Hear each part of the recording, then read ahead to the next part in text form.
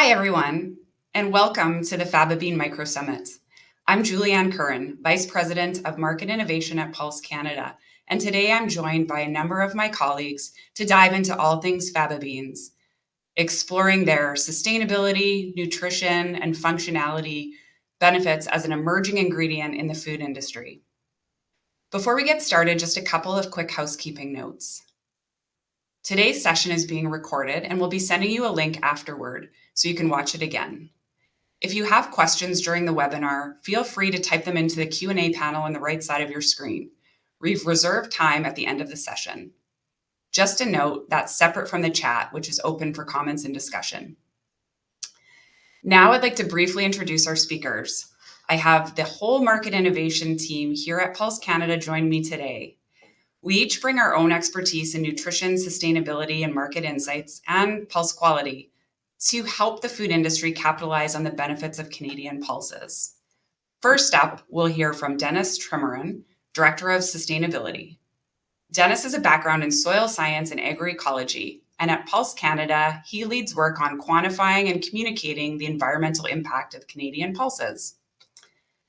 Next is Janelle Carlin, Director of Quality and Processing. Janelle oversees research on pulse ingredient quality and functionality and provides technical support to food and ingredient manufacturers. She brings a wealth of expertise in grain quality and food processing. And finally, Tanya Durer is our Director of Market Diversification and Insights, who develops and shares market data on how Canadian pulses are expanding into new categories. Tanya has a food science background and experience in R&D across multiple food categories. So with that, let's dive in. I'll hand it over to Dennis to kick things off with a look at Faba bean production and sustainability. Thanks a lot, Julianne.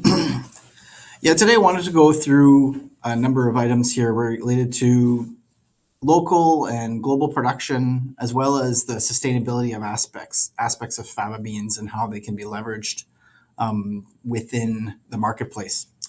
So to get started, Faba bean is a very attractive crop for especially the northern plains or the northern prairies of Canada, mainly because that's a region where legumes, in particular pulses, are not being grown in large quantities because of the conditions that exist in those northern prairies of Alberta and Saskatchewan.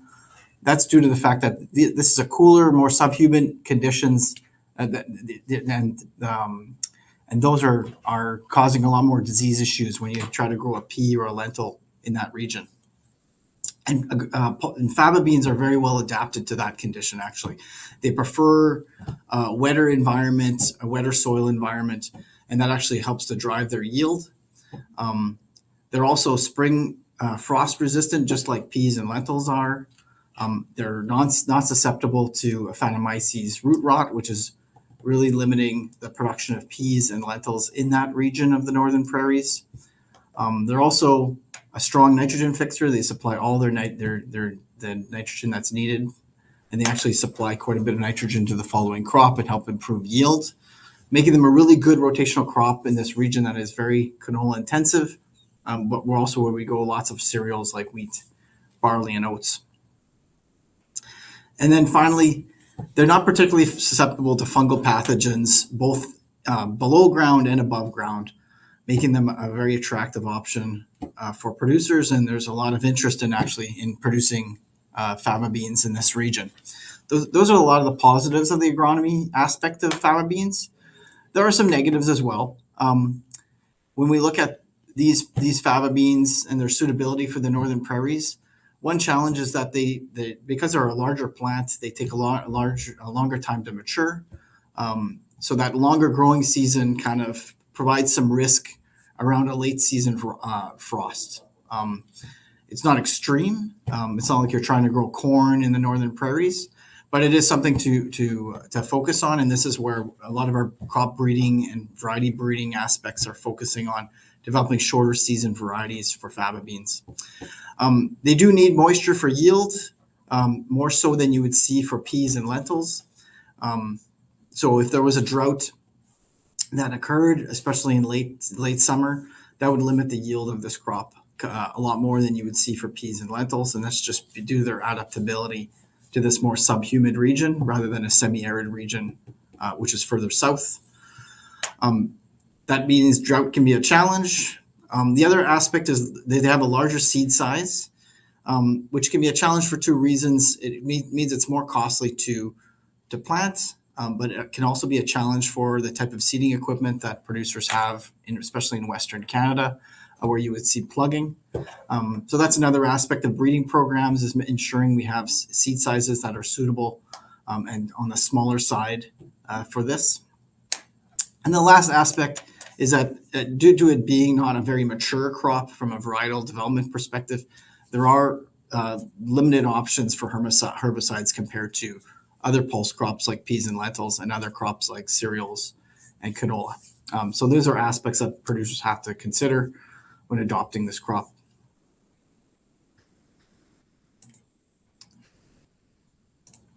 When it comes to the varieties that exist today, there's been a long history now of local variety development in Western Canada for faba beans, but most of it has focused on one type of faba bean to date, which is the development of a zero tannin variety, which was suitable for the animal feed industry. And that developed a variety called Snowbird, which has been really the dominant variety in production for about 20 years now.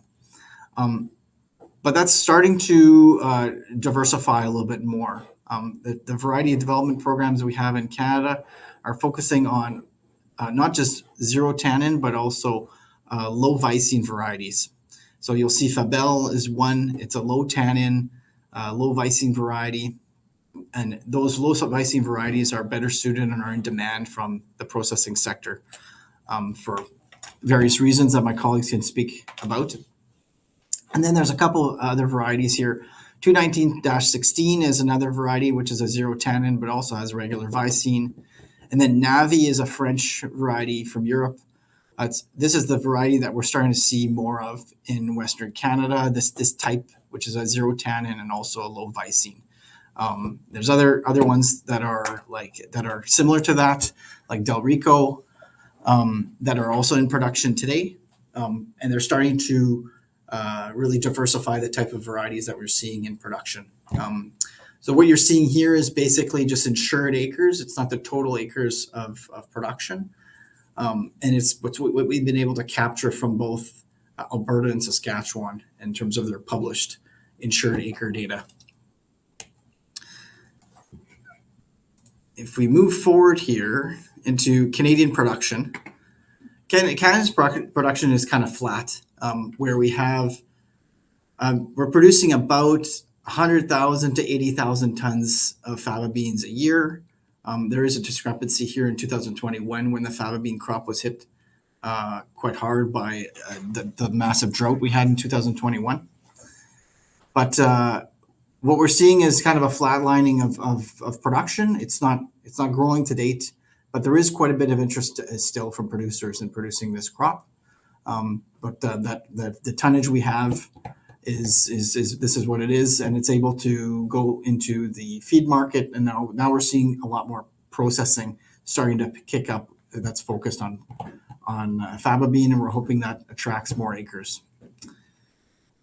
But if we look at where Canada fits within the global production environment, we're a small player on the faba bean side.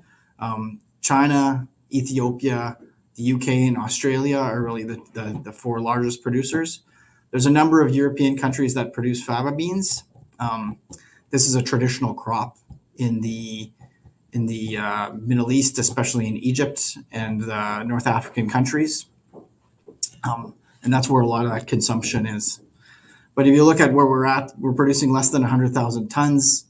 China and Ethiopia themselves are producing over 1 million tons of faba bean. And if we look at the top faba bean exporters globally, if we look at the top 8, we see Australia really being the largest. So they're producing quite a bit of faba bean, but they're really exporting it heavily, especially into that Egyptian market, but also to a number of countries in Southeast Asia. Other ones, you see a number of European countries here that are also exporting either internally in Europe or into this Middle Eastern market. And if we move forward with importers, really you see that large, massive market in Egypt. So this is a major part of their daily life is faba bean as a commodity, as a staple crop and a staple food. And Egypt is the major importer globally. And most markets have developed varieties that are either suitable to this and can be competitive in this environment. We do see a couple of other countries that are interesting as well. I mean, Sudan and Morocco are consuming this in the same way that Egypt would be. And then Norway is a large importer as well, and I suspect that's due to their aquaculture processing industry that they have there, where faba bean is probably being used for salmon production, actually. So I'll move forward again here. And this is a bit of a transition here. So one thing that Canada does have, though, as a leg up for our faba bean production is we've been able to develop really strong data sets already for faba beans and all of our pulse crops when it comes to environmental impacts. This helps to quantify the fact that because they're nitrogen fixing crops, they have very low environmental impact. And we produced this report and a data set that's been published, which really demonstrates that these crops have a low impact, and we have all of the background data, which comes from Farm Survey, to demonstrate that yes, these crops have low impacts, and the impacts that they have are due to the following things that we do within our production system, which is just the normal practices, which are quite low impact compared to the rest of the world. And we can utilize this data, and the industry can utilize this data in a number of different ways. I have some examples here from some of the other work that we've done at Pulse Canada, where we've been looking at either pea flour or lentil flour, for example, and how we can reformulate food products that are cereal based to lower the environmental impact of those products. We're starting to look at the potential of doing the same type of activity with pet food. So looking at pulse ingredients and how they can help to reformulate pet foods, either dog foods or cat foods, and the environmental impact of that reformulation is really helping to position pulses and pulse ingredients in that marketplace. And then finally, we've also done work on feed. So faba bean is it's used, the production system we have in Canada, a lot of those faba beans are moving into the feed market. We've already demonstrated that peas have a large impact on the environmental impact of swine feed production and also poultry feed production. But we can also utilize that same approach for faba bean. Faba beans are similar; they're a nitrogen fixing crop. They help displace both corn or wheat or barley, as well as soybean meal or canola meal, and the result of that is actually a lower impact of the final product. So this is data we've already developed for peas, but we see the same opportunity for faba beans with all of these market opportunities. Finally, I just wanted to mention a resource that Pulse Canada has developed and is on our website. When you're marketing faba beans into the feed industry, either domestically or in export markets, this is an excellent resource for communities and industries that aren't that familiar with faba bean as a feed crop. This is a comprehensive guide for faba bean as an animal nutrition ingredient, and it covers all aspects either of nutrition, inclusion rates, the major types of animal production, including swine and poultry. And then it also covers the aspects of including whole faba beans and also ingredients within these diets. This was developed through collaboration with the University of Saskatchewan and really dive deep into both the Canadian and international research on faba beans. So with that, I'm going to pass it on to my colleague, Janelle Carlin, who's going to speak about nutrition and composition of faba bean. Thank you. Perfect. Thanks, Dennis. I'm going to dive right in and we will talk about the composition of faba bean and their ingredients.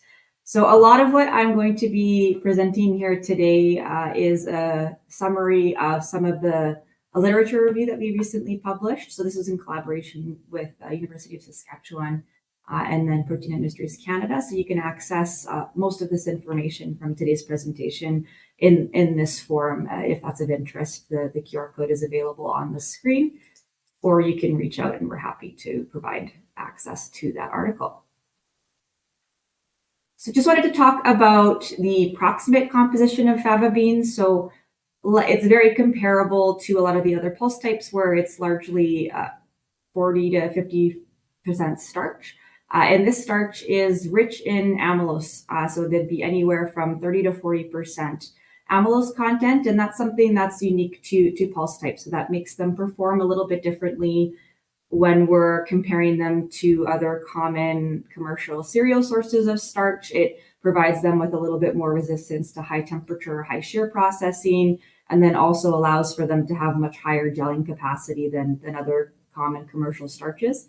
If you take a look at the profile of starches, so this would be in the raw as is form, there is a large percentage, so about 47% of resistant starch, 15% rapidly digestible starch, and 35% slowly digestible starch.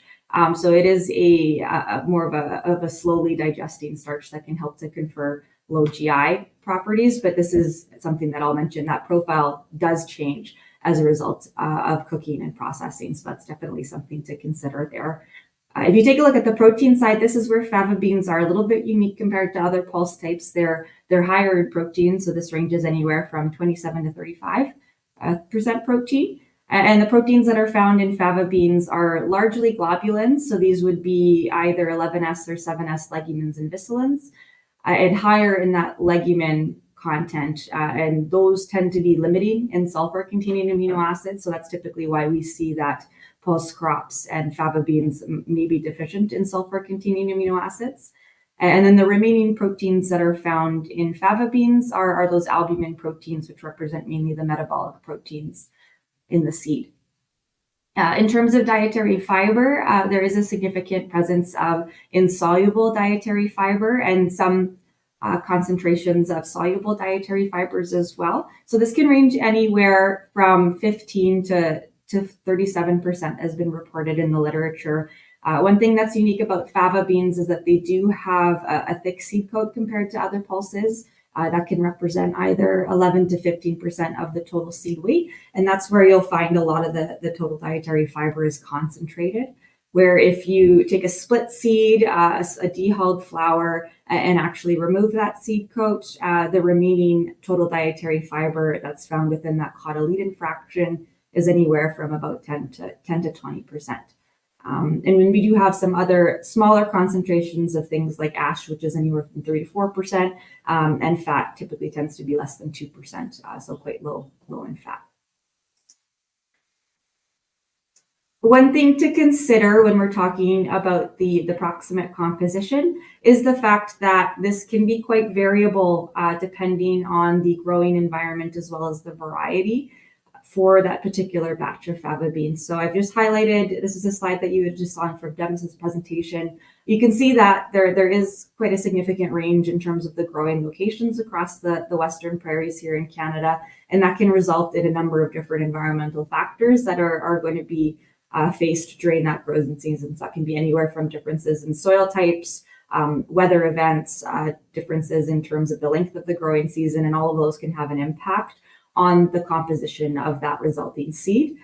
And then there is quite a substantial difference in terms of how each individual variety might respond to that growing season. So this is just a summary of some data where we collected the composition from different Canadian varieties that were grown across the Western prairies in the 2021 and 2022 growing seasons, where the bars here are representing the average protein content. So you can start to see that some varieties do tend to have a little bit higher or lower protein content. And the arrow bars represent the range for that particular variety that it expressed across the different growing environments. So another thing to consider here is that certain varieties might be more susceptible to differences in growing environment than others. So just taking a look here, you can see Snowbird has quite a large range across growing environments where perhaps some of the other varieties may not experience as much variability across growing locations. And I just wanted to highlight here, there's just some photographs so you can start to visually see some of the differences between varieties. And I'm going to talk more about what might make some of these unique a little bit later on, because there's some interesting compositional differences here. Getting into some of the ingredients, one thing to consider is in addition to the genetic and the growing environment impacts on composition, the processing history can also impact the resulting macronutrient profile for each of these ingredients. So this is a project where we collaborated with the Canadian Grain Commission and NRC here in Canada to evaluate 27 different commercial pulse protein samples. And here we're really just trying to understand what is a representative nutritional profile for commercially processed pulse protein isolates and concentrates. So I've highlighted here, you can see the Faba bean isolate samples that were analyzed, as well as the protein concentrate samples, where again, just because of that higher protein content in the seed, we typically see that Faba beans are generating a higher protein content in the resulting ingredient.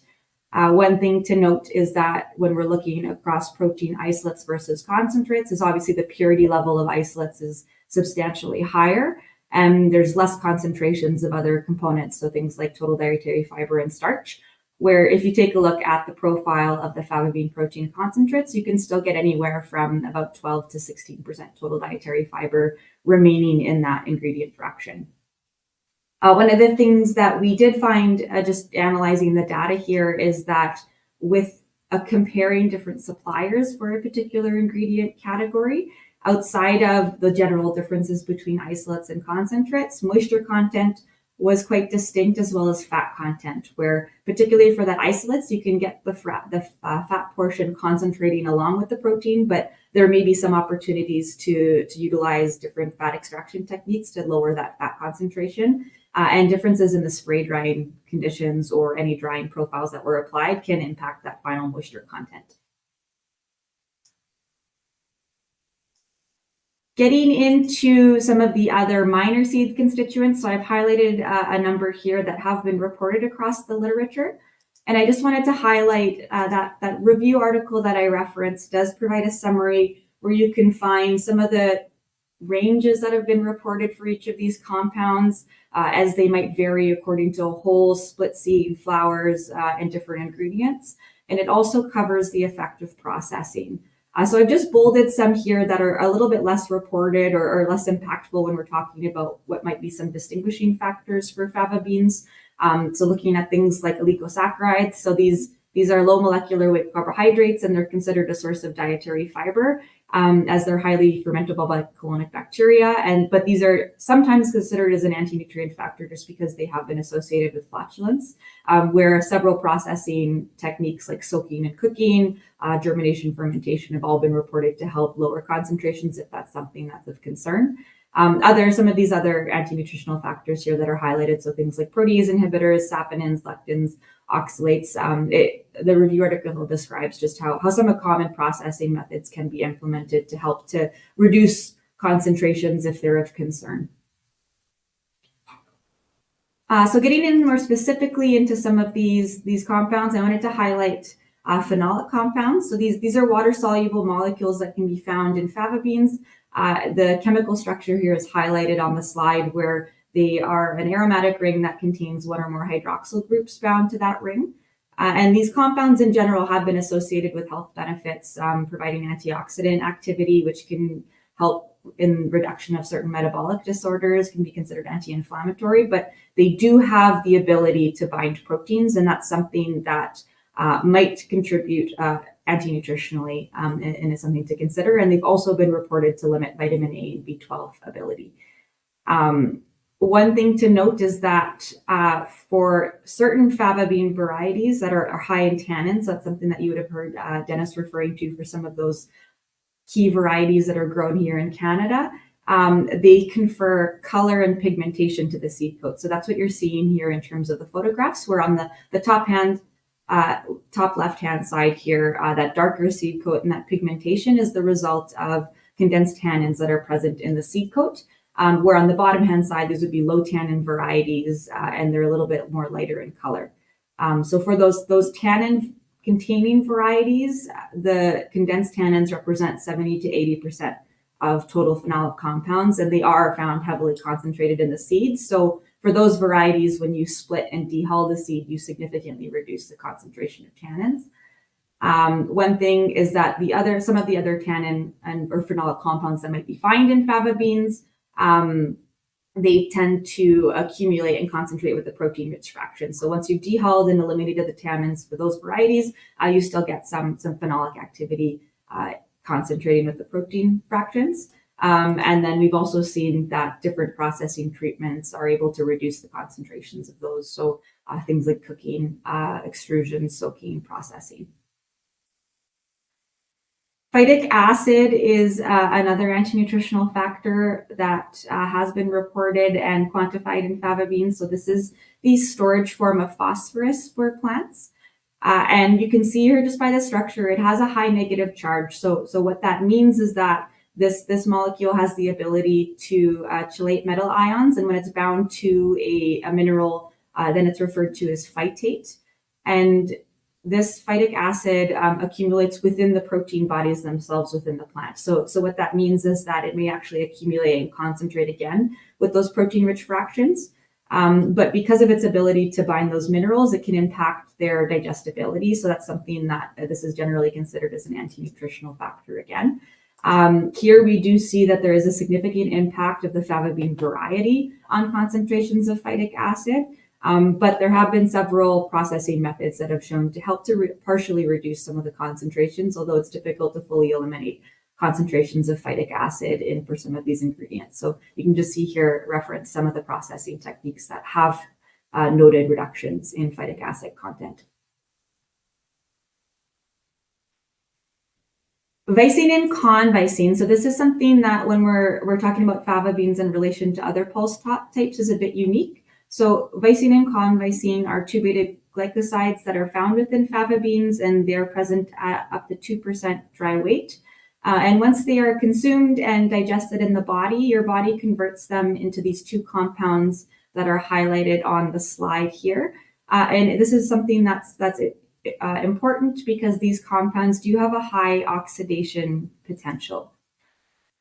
So for the majority of the population, as part of the NADPH pathway, our bodies are able to continuously regenerate glutathione, which is an antioxidant, and what that it's able to do is actually reduce those two compounds that are generated as part of faba bean digestion. However, there are a certain subset of the population that are deficient in an enzyme that is called G6DP. And this particular deficiency of this enzyme is sometimes referred to as fabism. So what this means is that the bodies of those affected have less activity of that G6DP enzyme. So they'll have a less than normal rate of activity and are unable to regenerate glutathione at a high enough rate to sufficiently help to prevent that oxidative activity for those two compounds that are generated. So it's estimated that about 7.5% of the world are carriers of this deficiency, where only 3% are deficient, and it's linked to the X chromosome, making it more prevalent in males than females. For those that are deficient, the classification of this deficiency is based on the residual enzyme activity, based on what percent a normal activity rate would be for an unaffected individual. So just having this deficiency on its own in this genetic condition is not enough to cause symptoms. There are additional factors that are required, and one of those being the consumption of faba beans just due to the generation of those aglycones that are highly oxidative. Other environmental triggers are the exposure of certain infectious diseases and medication as well. Now, one thing that's important to note here is that the severity of the reaction for that affected individual is dependent on the residual enzyme activity, as well as the conditions of the exposure to that environmental trigger, where most people that live with this deficiency don't need any treatment, and they're able to manage their conditions by simply avoiding any of the triggers that are listed here on this slide. So because of those aglycones that are generated after ingestion of faba beans that contain vicine and convicine, those can be a trigger to those that have that G6PD deficiency. However, I did want to note that there was a systematic review of hospitalized cases for the past 75 years. And one thing that's particularly important to note here is that the majority of cases that were reported were for individuals that had consumed fresh fava beans, and that not every individual developed symptoms after the first time they were exposed. In most cases, it was when consumption occurred continuously over several days, or there was a very large quantity ingested, which does indicate that there might be a dose response required for concentrations of Visine and convisine. One thing that's important to note here was this distinction between fresh and dry fava bean seeds, where fresh seeds would be something that's similar to if you're thinking edamame or green peas for soy versus pea, where a lot of the ingredients that are derived from fava beans are produced from a dried seed. And dried seeds have been reported to contain anywhere up to 50% lower concentrations of Visine and convisine. Still, there are concentrations that have been reported in that dried seed, and therefore in the ingredients. So the table on the right-hand side of this slide here highlights some of the ranges that have been reported for Visine and convisine concentrations. And there are effects of processing on these levels where these components tend to accumulate with the protein fraction as a result of error classification. So because of that, in protein concentrate samples, you might see higher levels. However, the soaking process that occurs during wet fractionation can actually help cause leaching for some of these compounds. And we do note that there is quite substantially lower concentrations in protein isolate samples.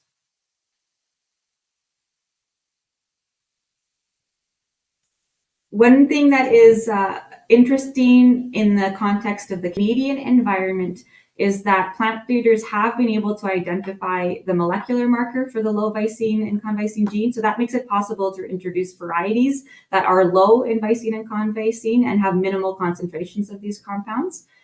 So we have something here in Canada that's called the Prairie Recommending Committee for Pulse and Special Crops, and they're responsible for testing, evaluating, and recommending new crop varieties in Canadian prairies. And in 2020, they recommended that only low convisine and Visine varieties were allowed into the cooperative testing program. So moving forward, only these varieties are going to be those approved for registration. So given some time and investment, this will take a couple of years before production is fully able to switch forward into some of these new varieties. But eventually the Canadian and production environment for fava beans will be in a place where only these low Visine and convisine varieties will be planted and seeded. Just to give you an indication of how far along we are now in 2024, the insured acres that were reported, 37% of those were those low Visine convisine varieties.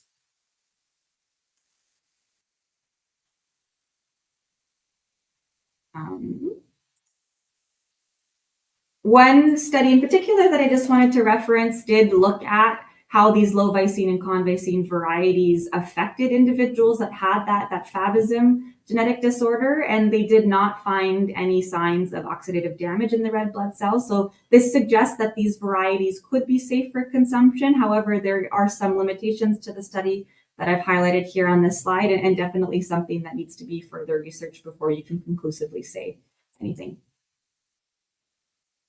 So just some final thoughts on this Visine and convisine conversation. For the majority of the population, this is something that's not a concern. And even for those affected individuals, the simplest and best strategy is to just be clear with ingredient labeling, just to indicate that fava bean does occur on the label. So that should allow for affected individuals to sufficiently screen foods that are safe for their consumption. And just that Canada is in a little bit of a unique position where only low Visine convisine varieties are going to be considered for registration moving forward. So just switching gears here, focusing a little bit more on nutrition. One thing I wanted to highlight from this review is that there has been some work to collect data looking at the protein quality of fava. So this is just highlighting some of the data that has been collected on the raw seed and cooked seeds as well. So similar to other pulse types, fava beans are rich in lysine, and they tend to be deficient in the sulfur-containing amino acids or tryptophan. So that same study that I had talked about before, looking at some of the commercial pulse protein isolate and concentrate samples, we were able to collect in vitro data on the protein digestibility and therefore calculating an in vitro PD-Cas value. So this is something that can help us try to make some understandings on the digestibility of faba bean ingredients compared to pea, soy, and lentil. One of the benefits and things to consider here for food formulations is that because of their high lysine content, by blending with cereal flours, this increases the protein content that's eligible for a nutrient content claims. So one thing here is that just because of the distinct amino acid compositions and digestibilities of flour, there might be differences in terms of that optimal inclusion rate, where I just did some simple calculations here. And by blending even 5 to 10% of the protein ingredients in with wheat, rice, and corn, you can double the eligible protein content that can contribute to a source of protein claim on a package, in addition to just increasing the absolute value of protein for that product. So lastly here, before I pass things off, I also just wanted to highlight that these ingredients are also rich in dietary fiber, vitamins, and minerals. So they can also just help to contribute to overall nutrient density of a product. So this is just an example highlighting how blending whole faba bean flour with some of those same cereal-based flours can help to increase the overall fiber content per serving. So with that, I'm going to pass things along to my colleague Tanya, who's going to talk a little bit more about the market insights side of things. Great, thank you, Janelle. So we just heard about the composition and nutritional profile of faba beans, and earlier just Dennis on sustainability. So there's a lot of compelling data to support the case for faba beans. But what do consumers think? And at the end of the day, it's important to take a temperature of consumers. And so in my presentation, I'll start off by sharing some results of a study that was recently conducted on faba bean perceptions, so consumer perceptions. And then I'll cover some commercial launches of faba bean products to just provide a quick scan of the market landscape for these beans.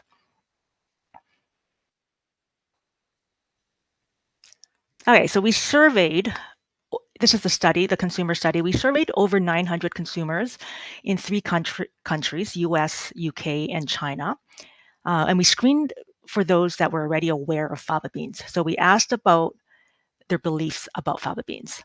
And the statements that you see here listed are what consumers ranked as the highest. And so the percentage here indicates the top 2 bars for each of the different countries. And overall, there is general recognition that fabas are healthy, they're nutritious. You can see in these statements here.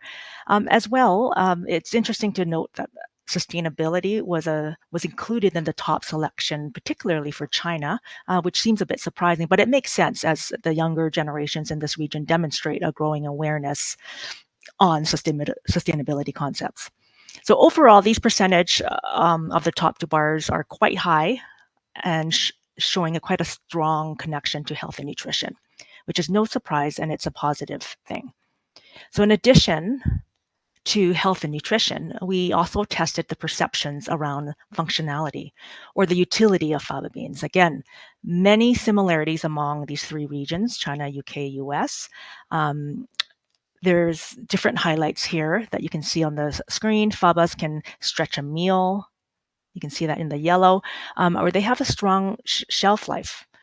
Their protein is complementary to cereal, nuts, and seeds. So that's in the green highlight. And in the UK and US, they think fabas are more affordable than meat, which is unique. And in China, they associate fabas with a taste they love. Again, very positive.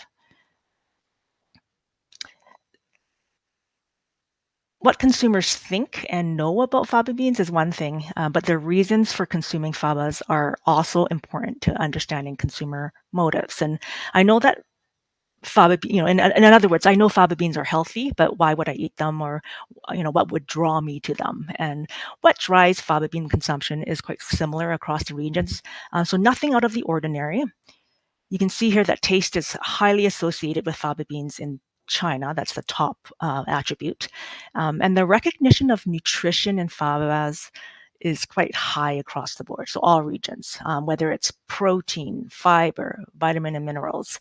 So nutritional value is the reason for consuming faba beans. Now, where faba beans differ is how consumers rank them in the context of buying pulses. So this slide shows how consumers rank faba beans in terms of their likeliness to buy these faba beans in comparison to other pulse types.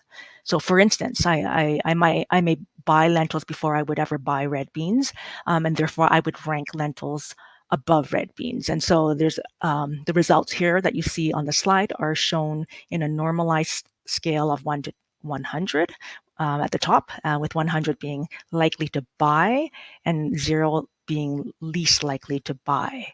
So if you look at China, fabas are right at the top with mung beans, and which is as high as you can get. In the UK, faba beans are ranked 5th after cannellini beans and right before black beans. And then if you look at the right, in the US, faba beans are not commonly purchased pulse. It's in fact 10th after dry peas, and it actually falls in the lowest grouping, not too far from mung and adzuki beans. So this shows how faba beans are perhaps more prevalent in China over USA, and maybe UK. And this just demonstrates that fabas may be a little more novel in certain markets over others, which is not a bad thing. It's just different. So I'd like to talk about consumption habits. And this slide here shows consumption frequency for each of the markets. So China's in blue, UK is in the gold bars, and US in green. And if you add up the 3 blue bars at the bottom, so that's China, nearly 40% of the respondents in China consume faba beans at least once per week. And that's quite often. For the USA, that's the green bar at the top, 45% never consume faba beans, which is also quite high. And then UK, the consumption is spread equally across frequency levels, with the majority group consuming fabas every 2 to 3 months, about half a dozen times a year. So it's there in the diet. So consumption frequency varies quite widely across the different regions, which again show the different stages of adoption into diets.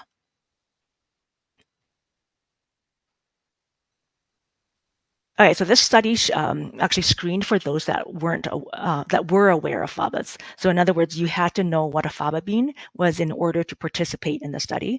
So we looked at reasons for why they don't consume faba beans or the faba bean products, and in other words, what made them hesitant to trying faba beans.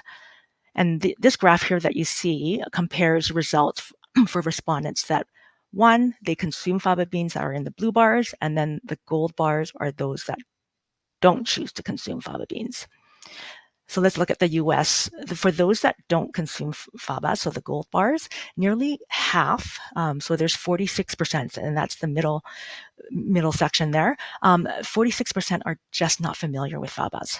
And if you look at taste and flavor concerns, which is at the bottom, whether you consume faba beans often or not, both groups mentioned that taste and flavor would be a concern, or at least it's on the mindset. And then lastly, there's perceived digestive issues. They were less of a concern overall, and that's for both parties. So that's the US. And if you look at the UK, we're pretty much similar to the US. Taste and texture were the main reasons that would deter respondents from eating faba beans, as well as a lack of familiarity. So there's lots of parallel between UK and the USA. So what do consumers currently consume? And so we asked this question about how they consume it. So overall, traditional formats drive current consumption. So again, so in China, the top formats are, I've highlighted them in gold just to highlight the top formats. So in China, they're eating fabas basically on their own. They could be eating it as a savory snack, like a salty snack. roasted snack, or with rice and vegetables. In the US and the UK, it's similarly rice and vegetables or in a soup. And in the UK, casseroles were also popular. So overall, very traditional ways of eating faba beans. But what we want to know about is on future consumption considerations. And so the bars, this graph here just shows, what consumers would consume. And the bars here indicate the net difference between current consumption and future consumption. So it's a difference figure. And so the bigger the bar in the positive is the greater desire for consuming fabas in that particular format in the future, or vice versa. If it's negative, then it's in the other direction.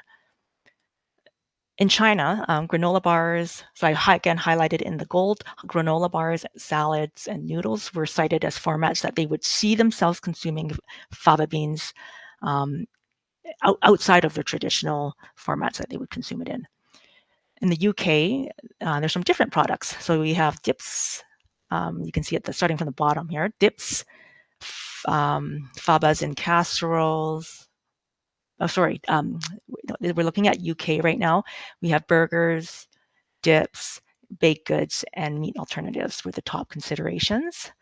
And then looking at US, and starting from the bottom, the fabas are noted in casseroles, dips, sauces, and burgers, or even roasted snacks, which were really positive considerations. So the data suggests that there is an openness to trying faba beans in all of these different applications. Now, while China is already a cheerleader of fabas, they might be less compelled to try different formats because these bars are a little bit shorter, whereas in the US and UK, they look like they might be a lot more open despite lower consumption currently. So all of this can represent future potential. Okay, so I have 2 more slides on the consumer work and just 2 quick ones on the influence of sustainability on purchasing faba bean products. So does knowing faba beans improve sustainability influence your likelihood to buy these type of products? And so we asked this to all 3 regions. China's at the bottom there. 85% would definitely or probably buy. Those are the top 2 bars in the blue and gold. In the UK, we're at just over 60%, and in the US, 50%. And so these results really aligned with the earlier question about where sustainability, where it fell within the consumer perception. And particularly in China, it seemed to be more top of mind, so which was interesting. Okay, lastly, we asked directly to these respondents how interested consumers are in seeing more faba bean products in the market. We broke it down by generation. So China at the top there. So the millennials, which is the orange bars, in China, they were most interested in seeing more faba bean products in the market. While in the US and UK, it was the older folks. So we have baby boomers in the gold, the Gen X in the green, and millennials in the orange. So they were equally interested. So it was more spread out amongst the generations, and overall, there is interest and intrigue in seeing more faba bean products in the market. Okay, so that was just a summary of what consumers think about faba beans. It was a short study. They're known to be nutritious, healthy. Their consumption varies drastically across regions, with many in China eating fabas already on a weekly basis and less so in the other regions. Despite this disparity, there's an openness to exploring different packaged food products with faba beans included in them. And so I have a few slides here in my second part of the presentation, what faba bean products are available to date. And this will set you up for some of the technical opportunities that Janelle will talk about.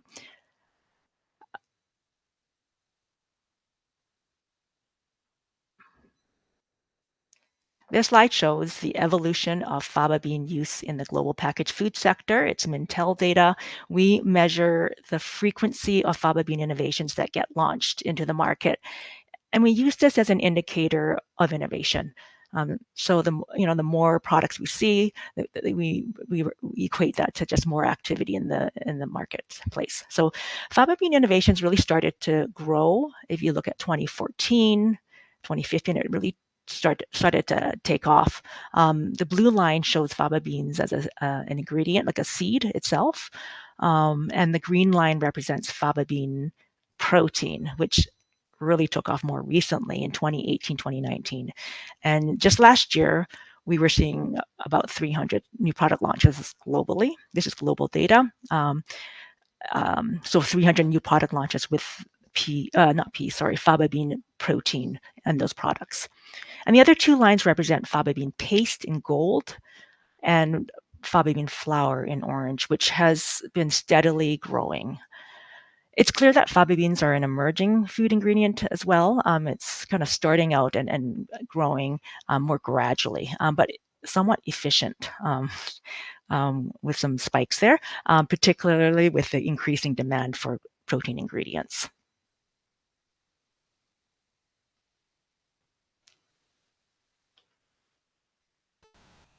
Okay, where are these innovations taking place?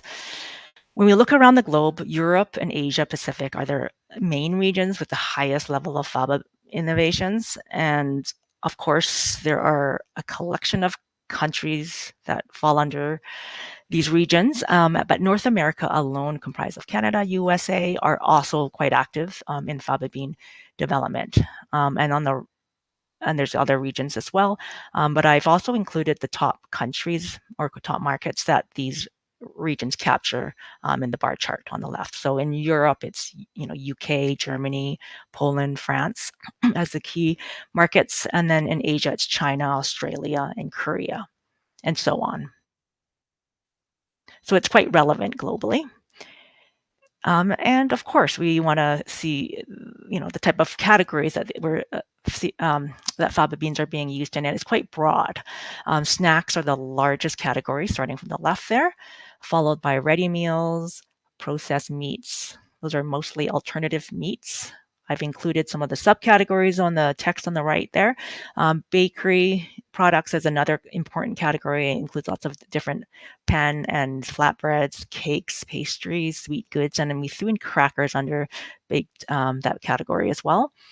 And sauces and dairy were the other interesting categories. So overall, fabas are a newer ingredient, but they have quite a diversified application, which really demonstrates the versatility of fabas to perform as a food ingredient. And lastly, before we really pass the torch on, I wanted to demonstrate some of the commercial products. And it will be useful to just do a scan of the market for more of the recent faba bean launches. And so we mentioned that snacks was a top category. So this is just a spectrum of snack products from using whole faba beans in more traditional snacks to more modern renditions of snacks like puffs and even potato chips with enhanced protein. So there's quite a range of when we say snacks, it's snack bars are not included in this image here, but that includes snack bars as well. So there's lots of opportunity in the snacks segment. Ready meals. I wanted to show some traditional formats of faba bean dishes, and so the one on the left is a faba bean dish with rice. This one pulled from China, but it's very familiar to Chinese consumers, and in some cases they pinpointed this type of product throughout. The product on the right is from Finland, and it's similar to the one on the left in that it combines cereals. It combines faba beans with cereal grains, and in this case, however, instead of rice, they use barley, for instance. So there's different pulse cereal partnerships that we can see in ready-to-eat meals. Okay, we're going to fast track now to the meat section. We see both faba bean flours and proteins in a range of products that have different textures and formats that you see here. So on the left, we have vegan mince from Germany. The middle one is a fermented faba beans in a formed patty product. It's fully vegan.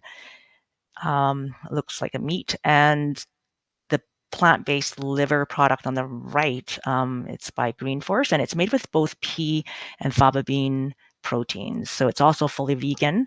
And really, companies around the world are leveraging the different faba bean ingredients to create these type of products with unique assortment of different sensory properties. Okay, and I think I just have a few more here. I wanted to just highlight bakery. We see lots of bakery goods with nutrient content claims. And the loaf of bread on the left there with faba bean granules is a unique product that has a source of protein. This is tortilla bread with 13 grams of protein per serving, which is quite a high amount of protein. And then the chocolate croissants also contain some faba bean protein, and this is more of an indulgent product. So I think this is where faba bean is likely more used for functionality. And then lastly, the bean crackers made with 62% faba bean flour on that right side. It's gluten-free and a source of protein, and it looks quite attractive. Okay, I wanted to also show, there's two more here. So there's sauces and dips. It's a very flavorful category. The two sauces on the left uses faba bean protein, and both feature a very smooth, velvety textures. And the mayonnaise or the mayo serves as an egg-free substitute to traditional mayonnaise. Now, the dip on the right, the queso, uses chickpea protein and faba bean flour in combination, and it's a fermented dip that's vegan and packed with flavor. And then I also just wanted to note that chili product in the middle there. It's that classic chili sauce made from fermented faba beans and is used on virtually every dish, particularly in China and other parts of the world. But it's really to season anything from noodles, rice, meats, vegetables, and soups, and so on. And lastly, and finally, dairy is a smaller but important category where faba beans are used. And so these are just some quick examples. Faba bean soy milk in South Korea. There's a high protein almond yogurt in the UK. That's in the middle there. It uses 4% faba bean protein blended with tapioca. So it's used as a thickener. And then plant-based cheese shreds on the right there it's made for the Canadian market from France. And all of these use faba bean protein. So with that, I will conclude my section. And just as a summary, faba beans are viewed very differently in different countries, and the innovations are gradually emerging in the marketplace. And the products are continuing to be improved and tailored to consumer taste and desires. So how to achieve this requires a lot of technical understanding and nuances. And so I will pass that on the presentation on to Janelle so she can cover some of those highlights. Thank you. Perfect. Thanks, Tanya. Always nice to see some examples of products in the marketplace there. All right, so I'm going to wrap things up by talking about some of the functionality at sensory and technical considerations for food product development with faba bean ingredients. So as part of our literature review, we have also published a second publication. So I've just highlighted it here, looking at processing, functionality, and utilization in foods. As a reminder, there are a whole host of different ingredients that can be derived from faba beans. So this is anywhere from whole split seeds, milled ingredients like flours and grits, to those protein fractions that are either air classified or extracted using aqueous conditions.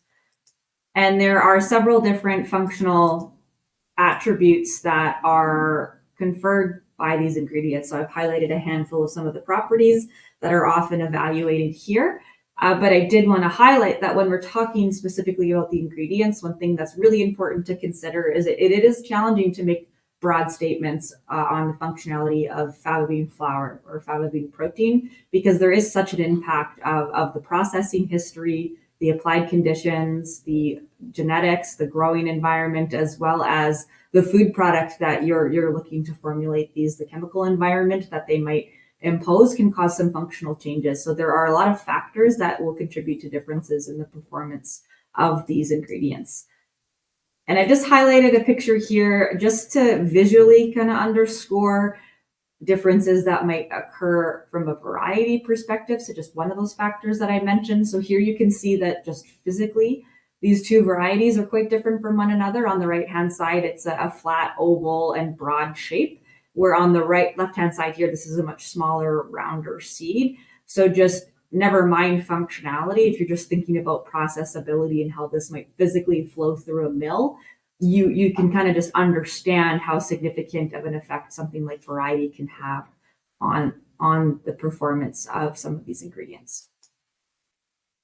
So in an effort to try to understand all of this, I'm referring back, again, I mentioned this study in my previous presentation where we looked at 27 different commercial samples. So here we were trying to understand variability.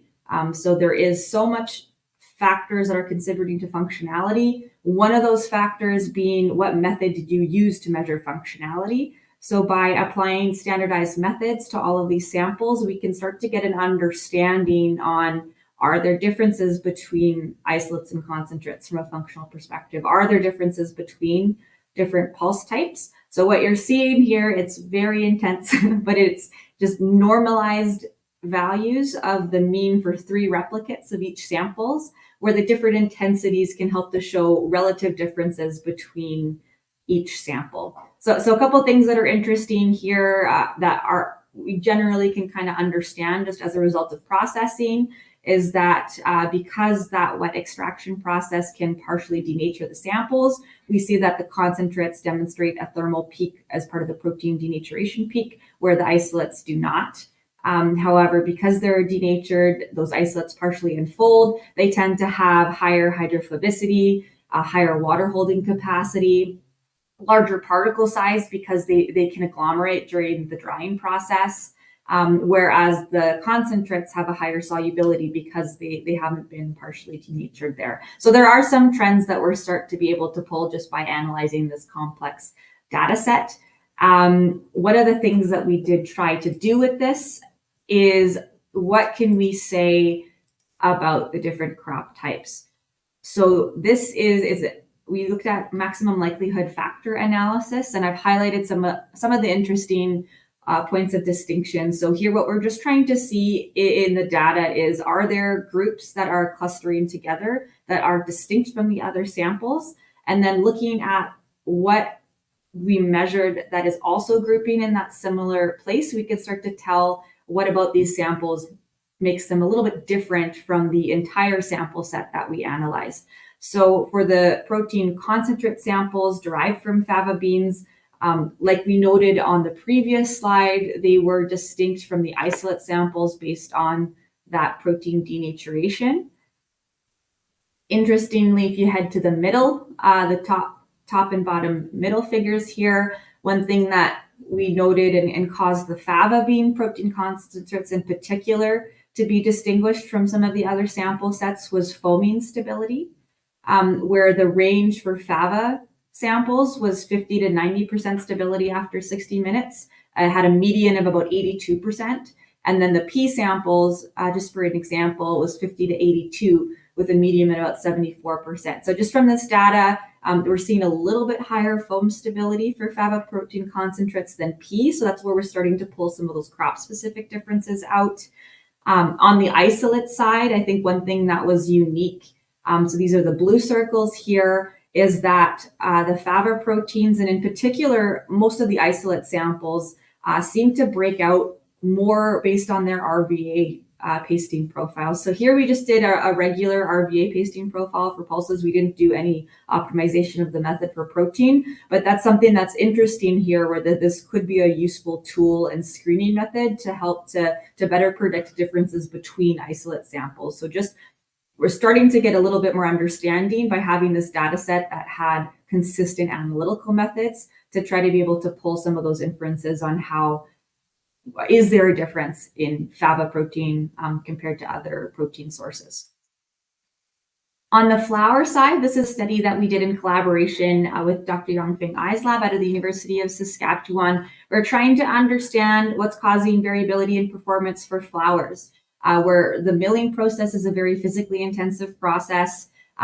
What you can see here is that as you grind the flowers down, we get differences in the types of particles that are formed, where there are some very large coarse particles that are complexes of starch, fiber, and protein. In some instances, the starch can be released as a free granule, and that's what you're seeing as area 1 there. And then we also get free small little protein bodies that are released, and there's a tiny little peak there that you can see correlating to very small particles that represent those protein bodies.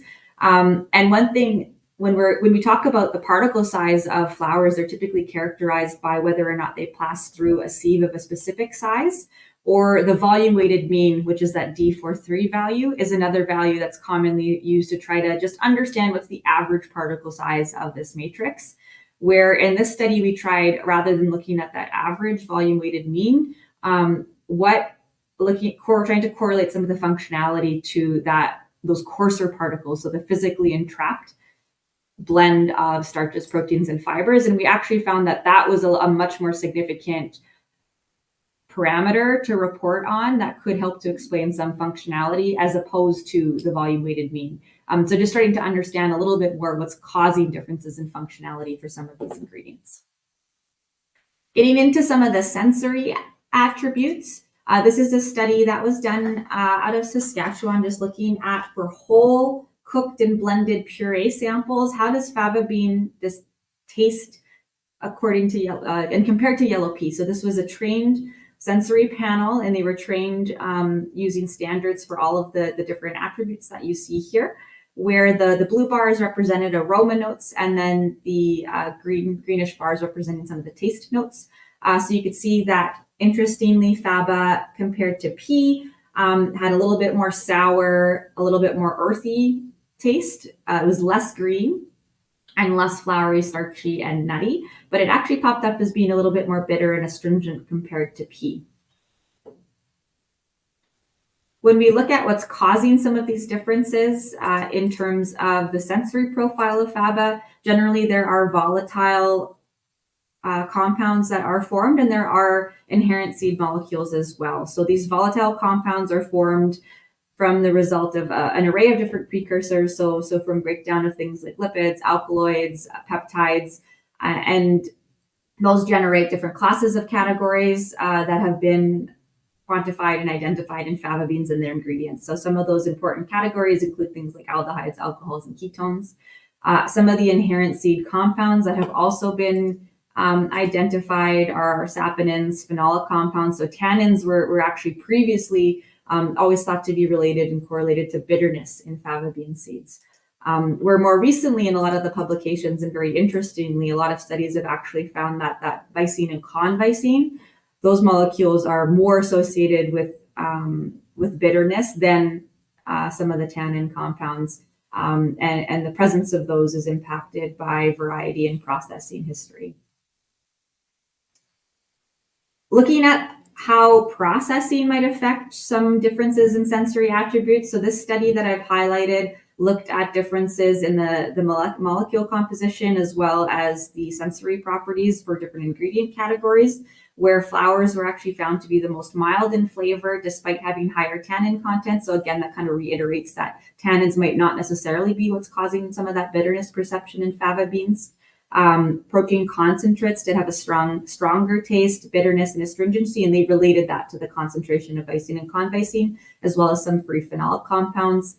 Looking at the protein isolate samples, here there was not as strong of a presence of bitter and astringency, but rather more off flavors and off odors that were linked to lipid oxidation products and kind of a pea-like flavor. They also looked at extradate samples for those proteins and found that the extrusion process itself generated several different new volatile compounds.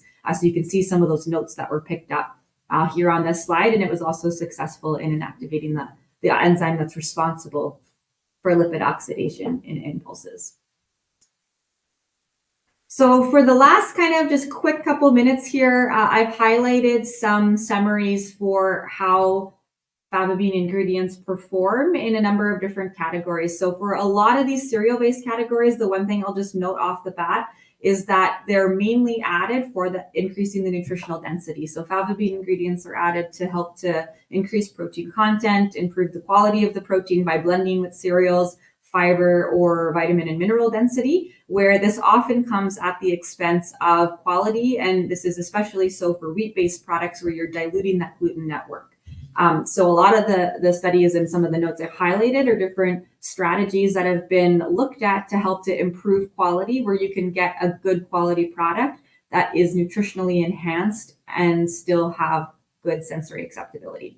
So in terms of fortified breads, you've seen some of the successful inclusion rates that you can get without minimizing impacts, while minimizing impacts on quality, where there are several different techniques like adjusting the processing conditions, having modifications to the ingredient itself, as well as the addition of other ingredients that can help to improve product quality.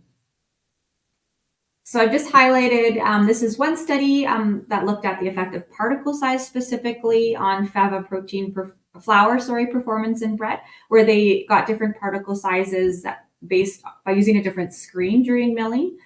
So here, increasing the concentration of flour, increased bed porosity, cell wall thickness, and decreased the specific volume of the bread, where finer flours were actually found and preferred based on an expert assessing panel because of what they contributed to crumb structure and texture. So they had overall better scores. So that's just something that I've also just wanted to highlight that we've seen in other pulse ingredients, is that some of the finer, more finely ground flours tend to perform a little bit better in bakery applications.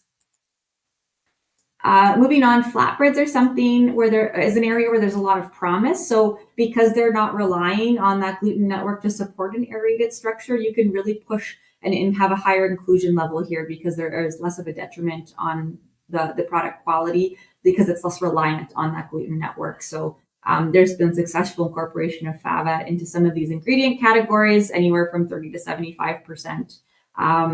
Some different modifications to the ingredients have been evaluated for their effects on helping to improve sensory profiles. And for corn tortillas specifically, there was one study that found that the inclusion of fava flour lowered the water absorption and oil absorption for that tortilla. So that's something that could be beneficial from a frying perspective for that particular type of product. Because pulses are naturally gluten-free, that lends them to be quite well suited for gluten-free applications. So this is just summarizing some of the research that's been done in this area, where anywhere from 100% inclusion, so products made entirely out of fava bean flours or proteins, have been evaluated. Here we see a little bit more of a difference according to varieties and according to the processing history, because you're solely making products based on that, where you can also look at combinations with other gluten-free flours, so rice flour, cornstarch, that's been evaluated. And by combining with other gluten-free bases, it does result in quite desirable end product category. So that's something that's been highlighted. I wanted to highlight, this is a 100% fava bean cracker that was formulated, so a gluten-free cracker. So this was work done out of Alberta here in Canada, where they looked at the effect of variety, but also the effect of sprouting the seeds prior to flour milling. So here you can see that during the baking process, some of the flavor notes that were developed were roasted, nutty, cheesy, floral, peanut butter. So some actually pretty interesting and desirable flavor notes from some of these fava bean varieties. And there are some differences according to the variety. So those really popped up in the roasted seed nutty, peanut butter, but also the grassy hay profile changed quite significantly, where sprouting did seem to help alleviate some of the beaniness and the grassy hay notes, but not for all varieties. So particularly for beanie, you can note that snowbird variety, the sprouting treatment didn't necessarily help to reduce the detection of that beanie profile. So just note here, this is just kind of illustrating the effect of variety on differences in sensory attributes for products. Moving on to pasta and noodles. So again, very similarly, we're largely seeing this being leveraged for fortification, protein enhancement, up to 30% inclusion in replacement of durum semolina as generally seen to be as successful to create a high quality product. However, you do see some decrease in terms of the texture, so a little bit more cooking losses, changes to the firmness and the bite of it. So some improvements have been reported based on, again, processing adjustments. So looking at things like water addition, mixing speeds and times, and drying profiles can all help to enhance the quality at similar inclusion rates. Wanted to highlight here a clinical trial was done looking at Faba protein ingredients that were added at a 20% substitution rate. So because of that reformulation, they were able to result in a twofold increase in protein. And there was a decrease in blood glucose levels for the subjects in that study, and their subjective appetite after consumption was also decreased compared to control pastas that were made entirely of durum semolina. They did note that, again, some of those textural issues, but did not detect any off flavors or have any issues with the flavor of the product. And again, because they're gluten-free, Faba bean ingredients can generally perform well in gluten-free pasta formulations. Moving on, so with typical to pea protein, we've seen texturized either high moisture or low moisture proteins that are able to lend themselves to some of these meat analog style product categories where they haven't yet been able to kind of mimic some of the same texture that you obtain from using a gluten or soy proteins. However, I've noted here a couple of references to where they've been able to improve texture by other inclusion of other ingredients or improve the sensory properties by modifying some of the Faba protein ingredients. Interesting to note here that because of their concentrations in flours and concentrates of B vitamins, they've actually been evaluated to help to fortify some of these meat analog products and increase that B vitamin content, where there's one study that did report that there was a high retention of specifically thiamine, riboflavin, and niacin following extrusion in the production, so that they were able to be retained in that finished product. There is some work looking at inclusion of these ingredients in hybrid products. So this would be 20 to 30% substitution of animal meat, or in animal-based products, so think serving as a binder or a functional aid at 1 to 2%. So this is looking largely at kind of ground beef products or pork sausages, things like that, generally added to reduced formulation costs. So we see increases in the cook yield as they're able to bind and retain moisture, as well as reducing formulation costs, specifically in the hybrid products, by reducing the cost and the amount of meat that's added in formulation. There are some advantages that have been noted, superior quality of a product when making like paste or pate because of the gelling profile of the Faba ingredients, as well as because of the antioxidant potential of some of these ingredients when looking at changes to the discoloration of meat during storage. So here, I just wanted to highlight the results of one study where you can see how including Faba bean protein can help to increase the cook yield and help to promote texture in low-fat formulations. So this was for a low-fat pork sausage. Moving on to dairy, we see some studies that are starting to look at these as a base for plant-based dairy formulations. Where there was some study that found Faba beans to be a suitable medium to support lactic acid bacteria growth, looked at how to replace soy or rice protein as a plant-based protein source in infant formulations, and then also looking at the gelation capacity of Faba bean ingredients. So this is either by themselves or with other ingredients in formulation, where the gels that were formed were able to make similar rheological performance to skim Greek yogurts. And actually, a microgel developed from a Faba bean protein isolate proved to be an effective substitute to replace sodium caseinate in whipped cream formulations, and actually helped to confer higher mechanical strength, which could add a little bit more resistance to over whipping in a commercial setting. So the last application I wanted to touch on was that extruded snack, where we've seen only just a few examples of puffed and extruded snack-like categories, either Faba beans alone or blended with the cereal or pseudo-cereal flour. Generally, we see because of the high protein content in fiber, you might get a decrease in expansion with a more dense product. However, some of these studies looked at ways to help to increase that expansion index by preconditioning either the ingredient itself, the dough, prior to extrusion, as well as optimizing the extrusion conditions. And this photo that I've highlighted is just an example of the effective die configuration where they found a higher expansion for that circular die versus the star die. And the faba bean ingredient is the second on the left-hand side there. So concluding here, overall, we see that I did want to highlight and end on that there is quite a big difference of functional and sensory properties based on some of those factors that we considered, but we've seen a lot of successful incorporation of faba into different ingredient categories. So whether it's some of those cereal-based categories where it's largely driven by nutritional enhancements, they're able to help to optimize the quality by ingredient modifications, formulation or process adjustments. And there's also potential for faba bean ingredients to serve as a functional ingredient. So because of its gelation, water binding, or changes to things like stability, they can serve quite well in animal or plant-based meat and dairy applications. So I think with that, I will say thank you for listening, and I think we'll bring everyone else back and might be able to address some questions here.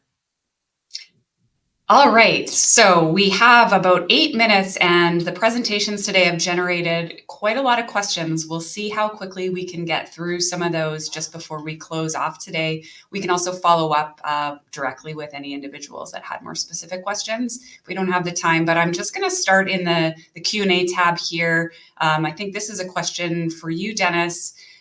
So regarding faba bean production in Canada, I'm assuming that this is specific to Canada. Is the amount of faba bean being grown, is that due to the actual land and surface area that can grow or suited to faba beans, or is it more due to it being a novel crop here? Maybe you want to just start with that, and then there's a couple follow-ups. Yeah, it's definitely the latter. There's a ton more productive capacity in Canada for faba bean. We're just scratching the surface of productive capacity for this crop in Canada. And then, so follow up to that, how are the economics and the yields of faba compared to other pulse crops? Yield-wise, they're comparable to a pea. They do have more potential for higher yields when you have the right moisture conditions. From an economic perspective, the challenge is today the price being offered to producers isn't attractive, and that's where we're hoping to see more processing, more opportunities to access the export markets and making a connection to value that goes back to the farm. That's really the major reason why we're not seeing a jump in production, is that the value being presented to farmers in comparison to the other crops they can grow in rotation, which is canola and high yielding cereals, is really the impediment today to more adoption. Okay, and then just the last question here was just regarding the delta between faba for feed versus value-added processing for food products. So I think on that front, really trying to shift and grow that value-added processing for food products to address your last point there, Dennis, the value for producers. Yeah, it's important to have both, and I think we've done a good job of producing varieties that are suitable for the feed industry, and our local feed industry is aware of fabas.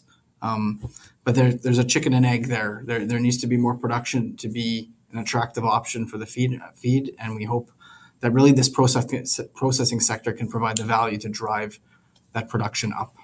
So. Okay, thanks, Dennis. Moving along quickly here. So a couple of related questions here on Visine convisine levels. So the Canadian varieties that are low in these components, how do those compare to the standard varieties in terms of the levels?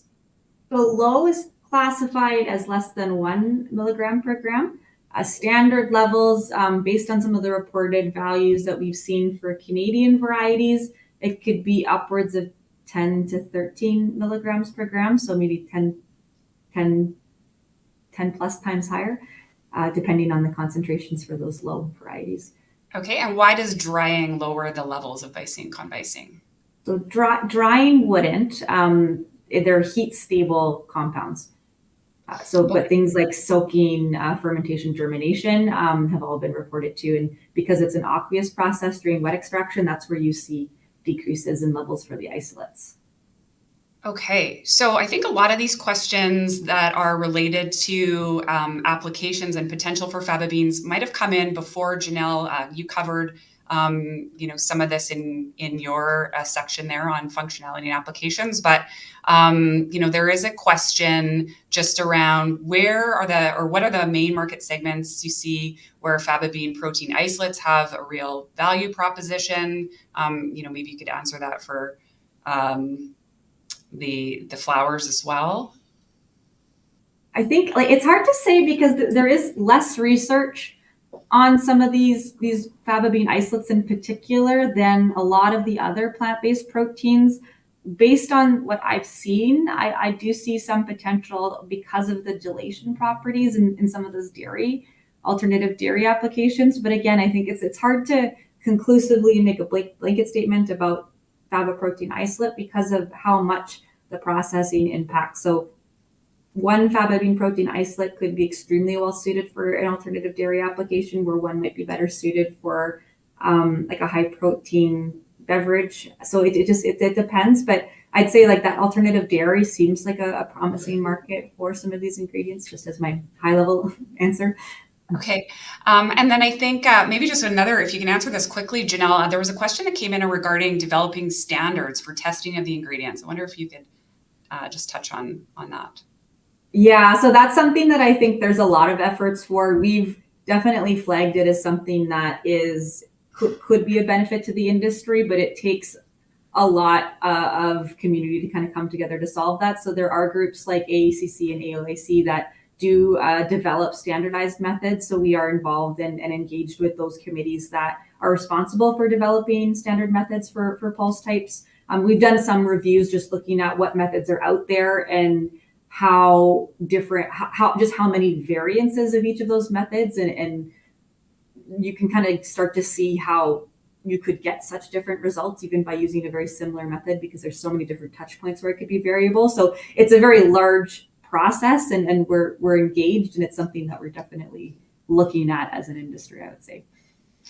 Okay, and I think maybe just one last one here, just regarding the results of the variety study that examined the 100% inclusion. Are we able to share the results of that study, or is that the protein study products? It's in the Q&A, actually, not the chat. In the Q&A. Okay, I'll just look at the question. We can also follow up on that. Oh, yeah, that one's published, so I can send that one. Yeah, okay, great. All right, so we are running out of time here. So just want to thank everyone for joining us today. I hope that the presentations and the content that we shared were relevant for you. Before we wrap up, I just wanted to quickly highlight a couple of additional resources. So firstly, we've put together a downloadable brief that covers all the essentials of faba beans. And you can access that by clicking the orange button above on your screen. Second, our team here, as I hope you've seen today, are just truly a wealth of expertise. And so they were only able to present, a very small amount of content and insights that they have. So if you do have any questions that we weren't able to dive into today, or you'd like to further explore how faba beans could work in your products, you can book a meeting with our team, and there's a button in the menu on the left. You can also follow up with us afterwards. You can reach out to us via the Pulse Canada website. I hope you all have a great rest of your day.